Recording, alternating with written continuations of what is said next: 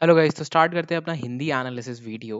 People who want the same analysis in English, link is given in the description of my Telegram channel. Go there, watch the English analysis for the same. अब start करते हैं अपना Hindi analysis guys. तो Texmaco infra जो है कल ही दिया था और यूट्यूब पे भी, ट्रेडिंग व्यू पे भी, और समझाया था किस तरीके से ट्रेड को एग्जीक्यूट करना है, हैंडल करना है। तो ये थी अपनी एंट्री। मैंने स्टॉक को यहाँ पे आपके साथ ही बाय करा था। This was the only stock जो ले रखा था पोजीशंस में जो था। अब मैंने पोजीशंस बढ़ाई हैं, आज वो भी दिखा दिया पीएनएल सबको कि क्या चल रहा है अभी। ठीक है, लास्ट में ली थी। Trades end of the trades है, नॉट अ बीटीएसटी। ठीक है, मैं बीटीएसटी ट्रेड्स क्या पता कल हो जाए टारगेट पूरा, क्या पता एक हफ्ते में हो, but it's a and of the day trade. Okay, क्योंकि डेली चार्ट काफी स्ट्रांग होते हैं गाइस। ठीक है, तो अगर यहाँ पे ध्यान से देखें तो ये अपनी एंट्री थी और ये अपना जो है 13.8% मूवमेंट। क्या बोला था मैंने कि रिस्क है आपका 5% का, टारगेट क्या है 10% का। 10% का टारगेट तो मिला ही, उसके साथ आपको एडिशनल 4% भी मिल गया इस ही ट्रेड में। सो बहुत ब्यूटीफुली जो है स्टॉक ने मोमेंटम दे दिया। मूविंग अहेड, यूनी इंटर जो है इसमें ट्रेड अपॉर्चुनिटी बनी नहीं। स्टॉक सीधा 20% अपर सर्किट पे खुलता है। तो ये ट्रेड ऑल्दो दी गई थी, टेलीग्राम पे भी, ट्रेडिंग व्यू पे भी, हर जगह डिस्कस करी गई थी, बट वही हुआ कि इसमें ओपनिंग जो है गलत हो गई। तो बस मूविंग अहेड, इसकी बात फिर नहीं करेंगे। तो ये सिर्फ एक अपडेट था कि यूनिफॉस एंटरप्राइज जो है अब उसमें लाइक काफ़ी बड़ा मोमेंटम ऑलरेडी आ चुका है। 20% बहुत होता है, तो उसको अब आप हटा सकते हैं। सेम वे स्पिक की बात कर लेते हैं, सदर्न पेट्रोकेम। तो यहाँ पे अपना ट्रेडिंग एंट्री ली थी। ओके, अपना स्टॉप लॉस मैंने बताया था कि इसके नीचे रख सकते हो आप। ठीक है, क्लोजिंग बेसिस पे इस लाइन के अंदर रख सकते हो और बेस्ट स्टॉप लॉस होगा इसके अंदर। 1:1 रिस्क रिवॉर्ड ऑलमोस्ट पूरा होने वाला है, कल हो जाएगा मेरे ख्याल से। आपका रिस्क क्या था ट्रेड में, 6% से लेके 6% तक का एक अच्छा रिस्क था। तो अभी कितने परसेंट पे हो प्रॉफिट पे हो, अराउंड अराउंड 5% प्रॉफिट पे हो। ठीक है, जैसे ही एक और मोमेंटम देता है कल, वो आपकी एग्जिट होगी 1:1 रिस्क रिवॉर्ड रेशियो वाले ट्रेडर्स की, शॉर्ट टर्म ट्रेडर्स की। और जो लोग लॉन्ग टर्म रखना चाहते हैं या मिड टर्म रखना चाहते हैं स्टॉक को, वो कुछ इस तरीके से प्लान कर सकते हैं कि ये यहाँ पे हिंड्रेंस है। ठीक है, डेफिनेटली अगर ऊपर निकलेगा तो रेजिस्टेंस खा के वापस अंदर आके फिर कंसोलिडेट करके फिर ऊपर ऐसे ऐसे जाएगा। वेवी नेचर होता है स्टॉक का मूव करने का, और मार्केट सेंटिमेंट्स के हिसाब से थोड़ा देख के चलना, क्या पता यहाँ से एक स्टीक फॉल आए। तो 1:1 रिस्क रिवॉर्ड रेशियो काफी बेटर होता है गाइस। जो लोग इस ट्रेड में हो, इस तरीके का फॉलो अप आप देख सकते हो। कल बात करी थी हमने एस्ट्रल की भी, वो देखो एक दिन के अंदर एस्ट्रल में हम लोगों ने बात क्या करी, यहाँ पे स्टॉक ने जो है ब्लास्टिंग 8%, 7%, 8% का मोमेंटम दे दिया है। ठीक है, अब क्या हो सकता है, अगर ये एक छोटी कैंडल बनाता है यहाँ पे, तो वो अपनी ट्रेड होगी छोटी कैंडल का, याद रखना। अगर यहाँ पे एक बड़ी कैंडल आती है, ठीक है, वैसे तो एक बड़ी कैंडल के बाद एक जब छोटी कैंडल आती है और वो ब्रेकआउट एरिया पे होते हैं, तो उस ट्रेड को मैं थोड़ा प्रेफर नहीं करता हूँ। क्यों? क्योंकि ऑलरेडी बड़ा मोमेंटम आ चुका है, उसके बाद एक छोटा फिजलिंग मोमेंटम भी आ गया है स्टॉक में, तो मैं वहां पे बंद करना चाहता हूँ ट्रेड अपनी। तो यहाँ से अगर एक फॉल आता है और फिर एक अच्छी कैंडल बनती है, तो मैं उसे कहूंगा कि एक हायर लो बन गया। पहली चीज, हायर लो बन गया, नीचे से सपोर्ट लेके ऊपर आया, ऊपर रेजिस्टेंस भी खाया, 1 2 3 4 5 बार रेजिस्टेंस खाया और छठी बार ब्रेक करा, और छोटी कैंडल बनी इस तरीके की।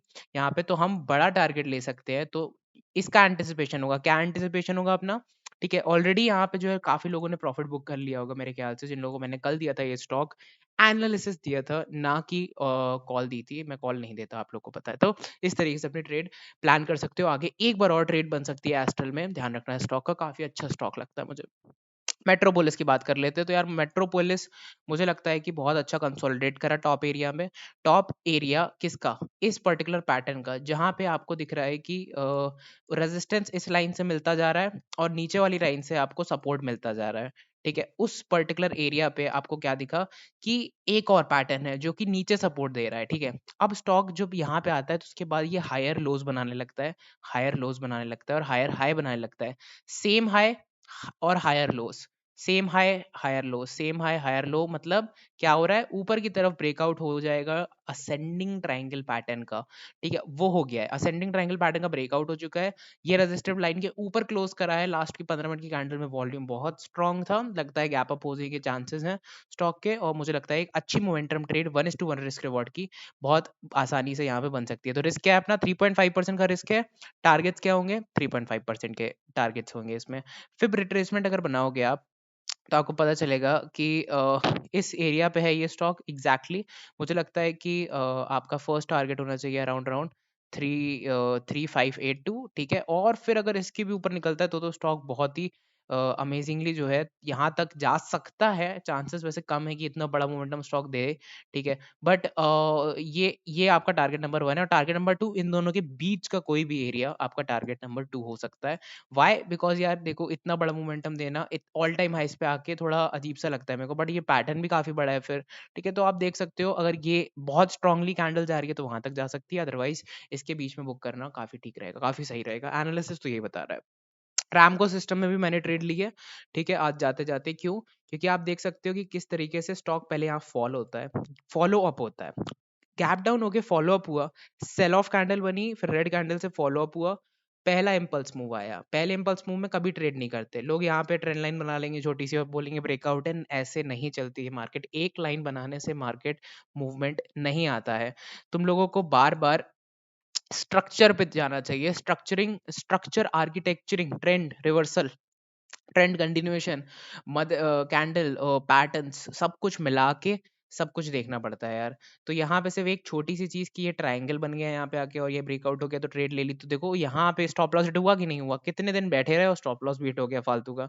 तो ऐसे नहीं होती है ट्रेडिंग। ट्रेडिंग कैसे होती है? पहले हम लोगों को देखना है कि ये जो पहला इंपल्स मूव आया है ये क्या बना, ये एक बेस बना, पहला इंपल्स मूव वहां से आया, फिर उसी बेस पे स्टॉक आता है, तो इसको फिर से एक इंपल्स मूव देना चाहिए ना। क्या दिया इसने? मार्केट को पता था कि ये एक इंपल्स मूव देगा तो उसने गैप डाउन खोल दिया जिससे कि स्टॉक खराब हो जाए, स्टॉक में मूवमेंट ना आ पाए, ठीक है। कुछ बैड न्यूज होगी या फिर कुछ होगा, फिर नीचे स्टॉक जाता है इस तरीके से, फिर यहाँ पे एक फिर से ब्रेकआउट देता है। क्या ये हमारी ट्रेड होगी? नहीं, ये भी हमारी ट्रेड नहीं होगी।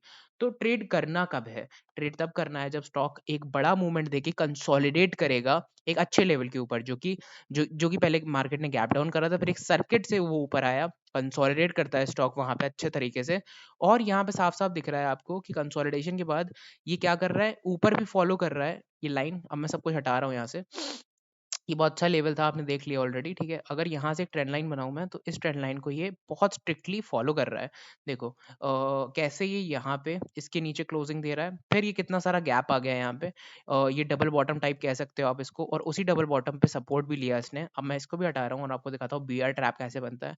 क्लोजिंग बेसिस पे सिर्फ कैंडल्स को यहाँ पे अगर आप ज्वाइन करोगे तो आपको दिखेगा कि यहाँ पे सपोर्ट लिया स्टॉक ने, फिर एक गैप ब्रेक डाउन हुआ और स्टॉक ऊपर आ गया, ठीक है। तो ये क्या हुआ, ये एक engulfing pattern, morning star pattern, कुछ भी कह लो इसको, ऊपर आ गया।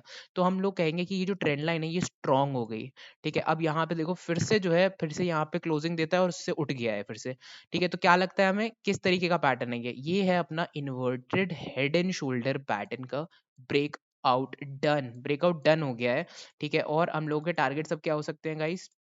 तो काफी नॉलेजेबल थी ये रामको सिस्टम की ट्रेड यहाँ पे। तो टारगेट नंबर 1 अपना है 510 का और टारगेट नंबर 2 है 550 का। तो ये क्या होगा, 1:1 रिस्क रिवॉर्ड हो जाएगा। रिस्क क्या होगा, इस कैंडल का लो रिस्क होगा, जैसे ही वो लो पे आएगा एग्जिट करना है, मार्केट से लड़ाई नहीं करनी है, एग्जिट करना है। ये आपकी एंट्री होगी, ये आपका टारगेट 1 होगा, ये आपका टारगेट 2 होगा। टारगेट 1 हिट करके कंसोलिडेट करता है स्टॉक किसी भी पैटर्न पे और ब्रेकआउट देता है तो आप होल्ड कर सकते हो, otherwise you can leave also, ठीक है। बुक करो, आगे बढ़ो और स्टॉक्स ढूंढते हैं। तो इस तरीके से आप अपनी ट्रेडिंग मेंटालिटी जो है इम्प्रूव कर सकते हैं guys. Moving ahead, Exide India की बात करते हैं। तो एक्साइड इंडिया एक बहुत ही ज़्यादा वाइड स्कोप है स्टॉक में। रीज़न बीइंग कि पहले हम लोग चलते हैं यार, एक वीकली चार्ट पे चलते हैं एक्साइड इंडिया के, ठीक है। तो वीकली चार्ट पे क्या दिख रहा है? वीकली चार्ट पे हमें दिख रहा है कि स्टॉक जो है एक डाउन ट्रेंड में था और उसके बाद lower lows, lower high, lower highs, lower lows, lower highs, lower lows बना रहा था, एंड उसके बाद फिर सडनली एक कंसोलिडेशन फेज आता है स्टॉक में राइट एट दिस एरिया, और उसका ब्रेकआउट मिलता है, ठीक है। उस फेज का ब्रेकआउट मिलता है हमको बहुत अच्छे मूव से। क्या मिलता है उसकी वजह से कि ये जो प्रीवियस हाई था ये ब्रेक हो गया और स्टॉक ने वीकली चार्ट्स पे उसके ऊपर क्लोजिंग दे दी है, ठीक है। अब लोग कहेंगे इसका ब्रेकआउट मिल गया, ऐसे नहीं चलती मार्केट। इसका ब्रेकआउट ये नहीं है। अगर तुम्हें लगता है कि हॉरिजॉन्टल ब्रेकआउट वर्क करते हैं, साफ साफ दिख रहा है कितना फॉल करा है उसके बाद स्टॉक।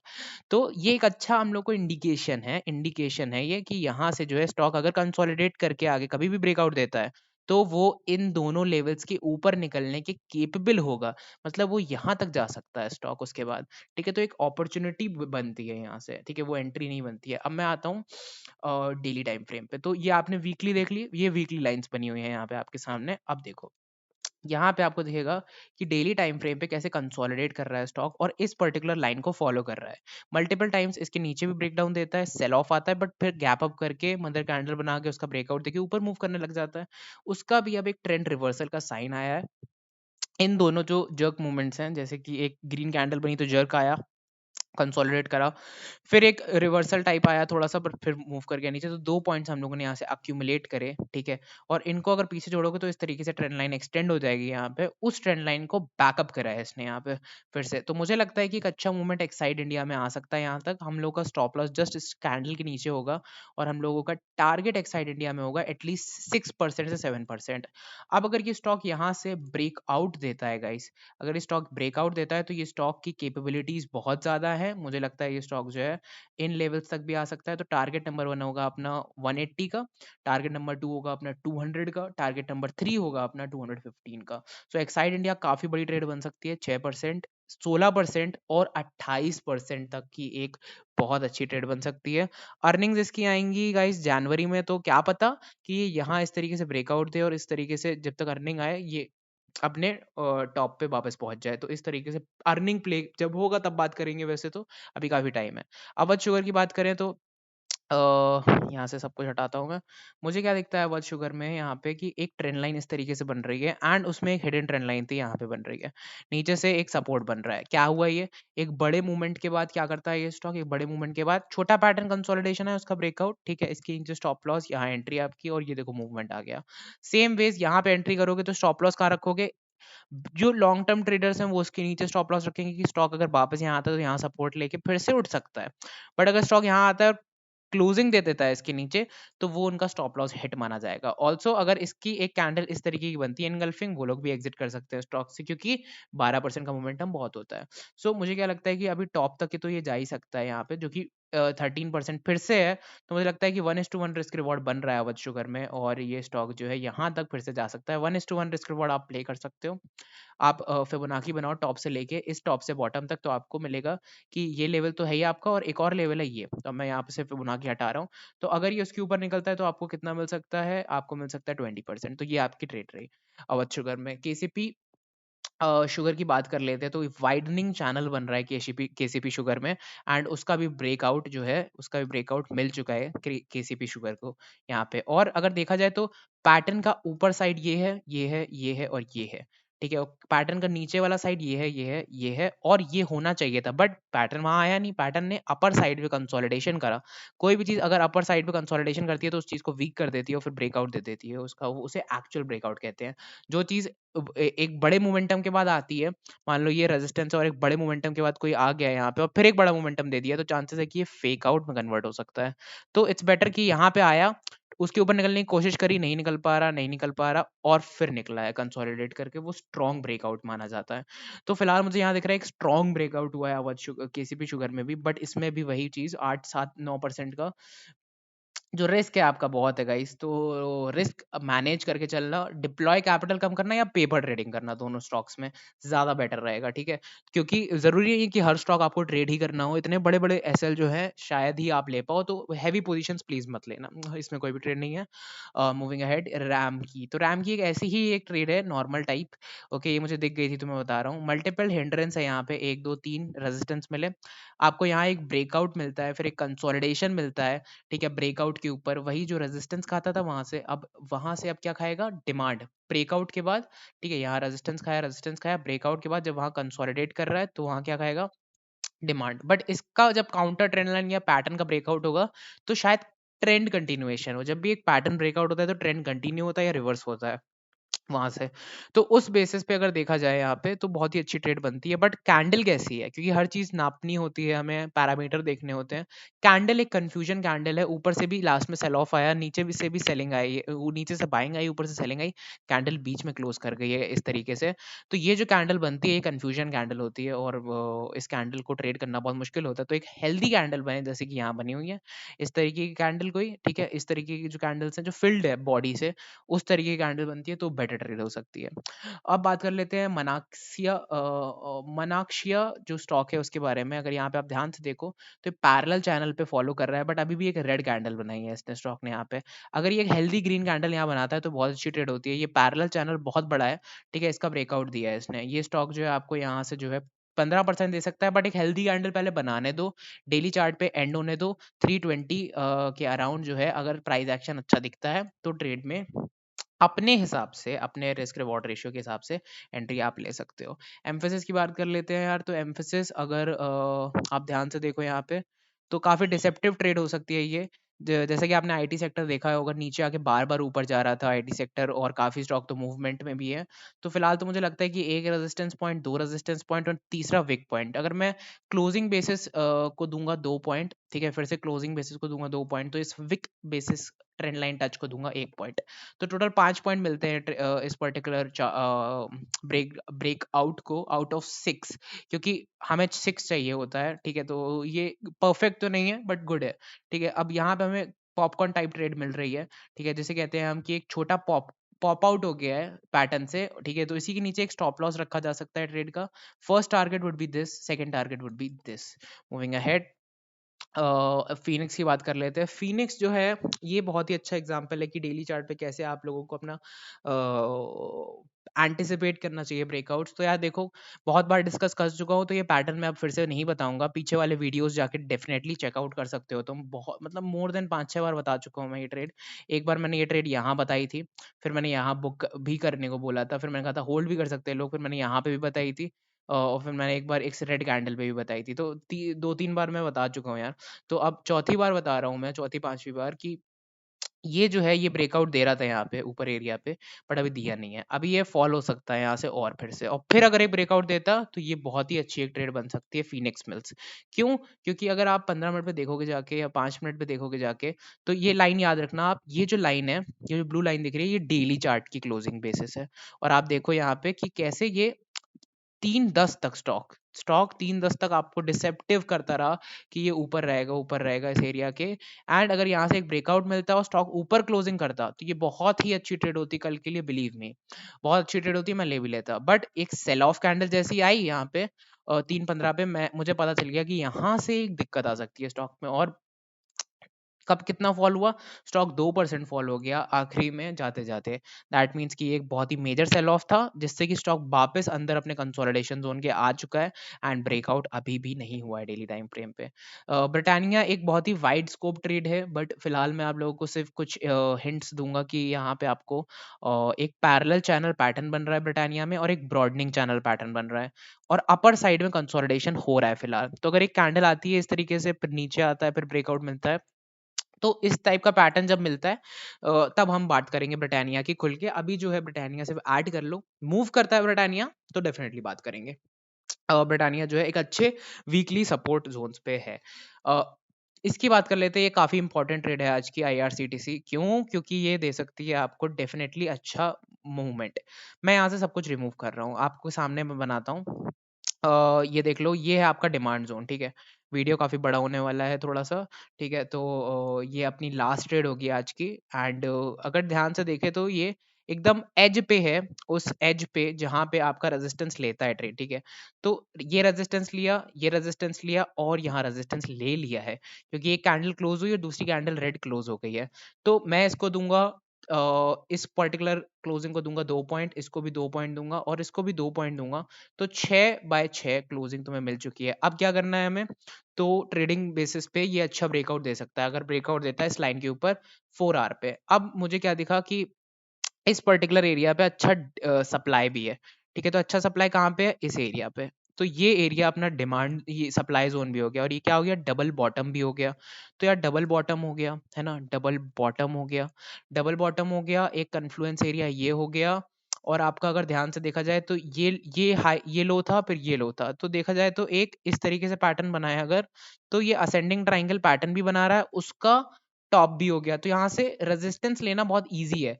बट अगर ये मदर कैंडल भी बनाई हुई है इसने यहाँ पे, मदर कैंडल का हाई है 877, तो आईआरसीटीसी अगर मदर कैंडल का ब्रेकआउट देके 4 आवर के टाइम फ्रेम पे क्लोज करता है, मार्केट आपको दिख रही है कि कंसोलिडेट कर रही है निफ्टी और ऊपर जाने की कोशिश कर रही है और इस तरीके से ये अच्छा प्राइस एक्शन दिखा रही है, डेफिनेटली सेकंड हाफ में अगर सेल ऑफ नहीं आता है निफ्टी में तो ये एक ट्रेड आपकी बहुत ब्यूटीफुली यहाँ पे सेटल हो सकती है। ठीक है, इस टाइप की एक कैंडल यहाँ बनती है अगर छोटी सी। ठीक है, तो ये टॉप आपका टारगेट होगा। टारगेट क्या होगा, इस तरीके की कैंडल बनती है तो आपका स्प्रेड कितना ले सकते हो, 8%।